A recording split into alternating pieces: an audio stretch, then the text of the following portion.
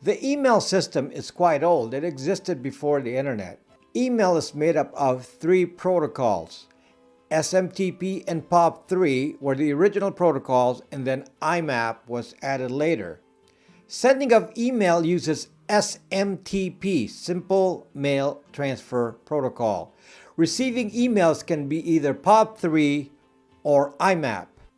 The email infrastructure consists of two parts. First is the interactions you have with your own email server, which is usually a specific domain or set of domains owned by the email provider or company. For example, if you have a Gmail account, this is your interaction with gmail.com.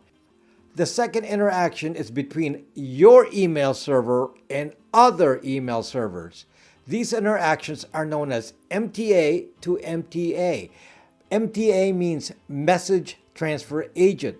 So these interactions between gmail.com and yahoo.com, because MTA to MTA is limited to sending emails, that's all it does, it uses the SMT protocol, and which is assigned to port 25.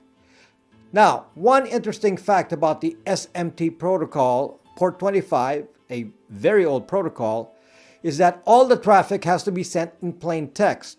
It has to be human readable. If you send an attachment, you have to encode it in base 64, which is not encryption. I want to make this clear. MTA to MTA traffic on port 25 has to be unencrypted and in plain text, or the protocol won't work. Now, if you haven't looked at the format of an email, you may also not know that there's a little trail on there on the top that shows how the message reached the final email server. And I will generally call email headers as email metadata, and it cannot be encrypted. Indicate the machine name of your source computer, the IP address of the sender, and the IP address of the email server it connected to. In addition, in plain text, it shows timestamps and, of course, the name and email addresses of senders and receivers, and the subject line of an email. The message body and attachments by default are also not encrypted. Now, you can take special precautions to encrypt the body of the message using PGP. As I mentioned, email server to email server, or SMTP port 25 traffic, is plain text. So the governments of the world know this. For this reason, most definitely, many governments collect the data on SMTP port 25. Now let's go on to part 2. What happens if you email yourself? In the old days, the only way to talk to your email server was using POP3 port 110, IMAP port 143, and SMTP port 25. These are all plain text protocols, but now they've changed this. Practically all email clients now offer encryption on email traffic through the use of something called TLS, which is like HTTPS for email.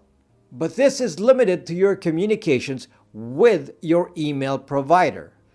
In the case of the US State Department, emails within the State Department will be secure except to the people running it. Emails from the State Department to private email servers will not be secure.